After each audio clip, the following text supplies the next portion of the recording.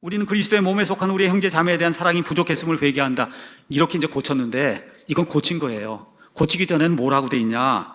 그러나 우리는 동성에게 매력을 느끼는 기독교인들의 무지와 편견으로 인해 많은 지역교회에서 도전에 직면하고 있다. 그러니까 교회 다니는 많은 사람들이 동성애가 하는 사람들을 무지와 편견으로 이 사람들을 많이 가서 보니까 그 결과 기독교 공동체에서 차별과 불의를 겪어왔다는 사실을 인식하고 있다. 여러분, 동성애자 차별한 사람 있어요? 우리 교회? 어느 교회에서 동성애자를 차별했어요? 어떤 교회에서 동성애자에게 불의를 행했어요? 난 그런 교회 알지 못합니다. 예. 근데 그렇게 했다는 거예요, 교회가. 우리는 우리의 실패를 회개하며 그리스도의 몸된 형제자매에게 끼친 해악을 애통해야 한다. 자, 다시 한번 제가 묻습니다. 누가 교회에서 무지와 편견으로 동성애자들을 차별하고 불의를 행했습니까? 제가 한번 묻는 거예요. 예, 이 로잔대 하신 목사님들에게 도대체 누가 교회에서 무지와 편견으로 동성애자들을 차별하고 불의를 했냐? 있어요? 없어요? 없습니다, 여러분. 또 이렇게 썼어요. 그러나 역사적으로 볼 때 태어날 때 성이 명확하지 않은 사람들은 중대한 심리적이며 사회적인 어려움에 처해 왔습니다. 여러분, 태어날 때 성이 명확하지 않은 사람이 있습니까? 없습니까? 있어요? 없어요? 그런 사람이 어디가 있어요? 그런 사람이 이렇게 있다고 주장하는 게 동성애자들의 주장인데 이거를 여기다 갖다 적어 놓으면 되겠어요, 여러분? 태어날 때부터 성이 명확하지 않은 사람들이 사회적인 어려움에 처해 왔다. 이게 동성애자들이 주장하는 거예요. 뭐야? 동성애는 유전의 문제입니다. 이렇게 주장을 하는 거잖아요. 그거를 로잔대 이런 선언문에 이걸 적어 놓는 게 이게 합당한 일인가? 하나님은 남성과 여성으로 사람을 창조했어요. 태어난 가운데 사람들 가운데 성이 명확하지 않은 사람은 단 한 명도 없습니다, 이 세상에. 짐승도 마찬가지고 하나도 없어요. 남성과 여성 둘 중 하나로 하나님이 창조를 했지 성이 명확하지 않은 사람이 어디가 있어요? 동성애자는 우리 모두와 동일한 인간이에요. 우리가 죄인인 것처럼 그분들도 다 죄인입니다. 근데 특별히 동성애는 왜 우리가 이거를 꼭 집어서 이건 안 된다라고 이야기하느냐? 하나님이 마련해 놓으신 남자와 여자라고 하는 결혼 제도를 통해서, 그래서 생육하고 번성해서 온 땅을 채우라고 하는 하나님의 명령, 이 하나님의 명령을 부인하고 하나님께 직접적으로 도전하는 그런 죄이기 때문에 성경 가서 보니까 회개하지 않으면 심판이 크다고 성경이 말하고 있습니다라고 우리는 전하는 거예요.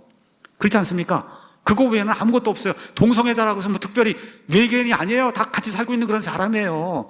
예, 우리가 죄인인 것처럼 그 사람들이 죄인인 것처럼 다 우리 다 죄인이에요. 다만 동성애는 하나님이 미워하시는 죄라고 성경이 이야기하고 있기 때문에 우리는 이 자리에서 그것이 하나님이 미워하는 그런 죄다 그렇게 이야기할 뿐입니다.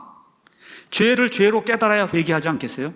예수님이 이 땅에 오신 이유가 뭐예요? 나는 의로운 자들을 부르러 오지 아니하고 죄인들을 불러 회개하게 하려고 왔다. 그럼 어떻게 해야 돼요? 이건 죄입니다 하고 정확하게 이야기해줘야 그 사람이 회개하고 하나님께로 돌아갈 그런 가능성이 있는 거 아니에요. 이렇기 때문에 동성애는 죄가 아니라고 이야기하거나 동성애가 가벼운 죄라고 얘기하면 그럼 그 사람이 회개할 수가 없어요. 더욱이 예수님은 내가 다시 오게 될 때는 노아의 때와 롯의 때와 같다. 예수님 분명히 말씀해 주시고 동성애가 창궐할 것이라고 그렇게 말씀해 주셨잖아요. 그러니까 동성애가 창궐하는 건 이미 예언이 된 하나님의 말씀이에요. 근데 동성애가 가장 문제가 되는 게 또 뭡니까? 에이즈 등 이런 것이 생겨갖고 특별히 지금 군 생활하는 가운데 상관이 학문 섹스를 해야 되겠다고 해서 저 밑에 있는 부하를 데려다가 그런 악한 짓을 하면 이 사람이 무지하게 무고한 그런 상태로 평생 동안 에이즈 걸리거나 해서 하면 그 책임을 누가 질 거예요, 여러분 이게. 그러니까 군대에서는 그런 거 하면 안 된다는 그런 법이 필요한 거잖아요, 여러분. 그렇죠? 그래서 우리가 그런 법을 유지해야 된다 이야기하는 거지 동성애자를 미워해서 그렇게 이야기하는 것이 아닙니다. 평생 고생할 뿐만 아니라 어떻게 해야 돼요? 항문이 다 얼어갖고 대변이 줄줄 쏟아져 나오는 그런 일을 하고 기저귀를 차고 10분 15분마다 다녀야 되고 한 이런 거를 겪어야 되는데 그런 일은 안 된다고 이야기하는 거예요. 그게 오히려 좋은 일이지 뭐가 나쁜 일이에요, 이게. 본인들끼리 좋아서 하는 거는 아무도 막지 못해요.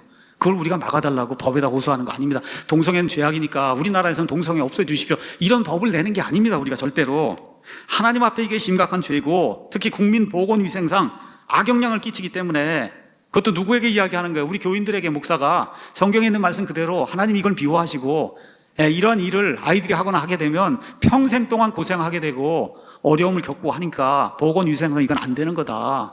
이런 이야기를 지금 하고 있는 거예요. 또 그런 사람이 교회에 오면 그럼 오자마자 동성애 회개하시오 이렇게 얘기하는 것도 아니에요. 시간이 지나면서 적당한 때에 이 사람이 복음을 들을 때가 이렇게 되면은 동성애는 하나님이 미워하시는 거니까 이걸 회개해야 됩니다. 이렇게 우리가 그렇게 이야기를 하는 거예요. 그 사람은 사랑하되 동성애는 하나님이 미워하신다고 이야기를 해야 되는 거죠. 이제 말을 마칩니다. 동성애 관련해서 제가 로잔대에 찾아보니까 어떤 분이 이렇게 썼습니다. 동성애가 죄면 죄답게 성경적으로 심판을 선고하며 회개를 촉구해야 하는 게 복음이 아닙니까?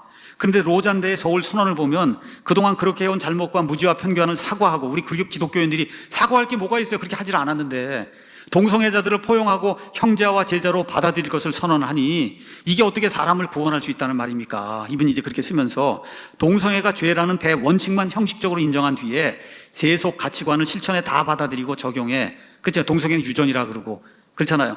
적용해 복음과 진리를 다 저버리고 폐기하는, 그러면서 이분이 딱 썼어요. 딱 신복음주의 대회다운 선언문이 아닐 수가 없습니다. 신복음주의라고 하는 게 겉은 그럴듯하게 복음을 전하는 것 같은데 안을 들어가서 보면 회개 촉구라든지 이런 게 이게 정말 죄니까 하나님 미워하는, 이런 거는 들으면 사람들이 싫어한다고 안 하는 거잖아요. 안 하는 거.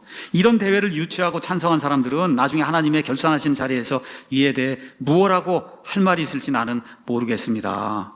더 큰 하나님의 진노가 닥치기 전에 빨리 돌이켜 공개적으로 회개하고 지지를 철회하시기 바랍니다. 이분이 이제 블로그에 그렇게 이제 썼습니다. 우리가 오늘 디모데후서 2장 15절 말씀을 읽었어요. 너는 진리의 말씀을 바르게 나누어 너 자신을 하나님께 인정받은 자로 부끄러울 것이 없는 일꾼으로 나타내도록 연구해라. 여러분, 교회의 해석 따를 필요 없어요. 교단의 해석 따를 필요 없습니다. 교파의 해석 따를 필요 없어요. 저의 해석, 어떤 목사의 해석 따를 필요가 없어요. 여러분이 안에 성령님이 내주하고 계시기 때문에 정신 똑바로 차리고, 근데 이게 한 번에 다 이해 못해요. 한 번에 어떻게 다 이해합니까? 이거 하나님이 주신 이 말씀, 1600년에 걸쳐서 주신 이 하나님 말씀을 어떻게 한 번 읽고 다 이해를 해요? 한 번 읽고, 두 번 읽고, 세 번 읽고, 정신 똑바로 차리고 읽고, 그렇죠? 또 목사가 이야기하는 게 이게 맞는 것인가 아닌가, 이렇게 사도 바울이 가서 말씀을 전할 때 베레아 사람들은 저 사람이 전하는 말씀이 성경에 있는가 없는가를 자세히 가서 살펴봤다 그랬잖아요.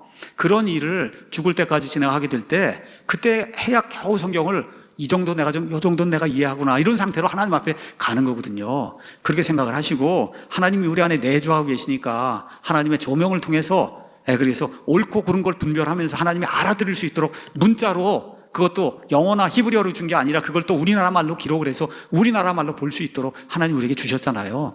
우리에게 이성을 주셨잖아요. 짐승이 아닌 한 그런 이성을 가지고 하나님 말씀 있는 그대로 잘, 문자 그대로 잘 받아들이고, 그래서 문자 그대로 믿고 하나님 원하시는 바이블 빌리버로서의 귀중한 삶을 살아가는 저와 우리 사랑침례교회 모든 성도들이 되기를 예수님의 이름으로 축원합니다.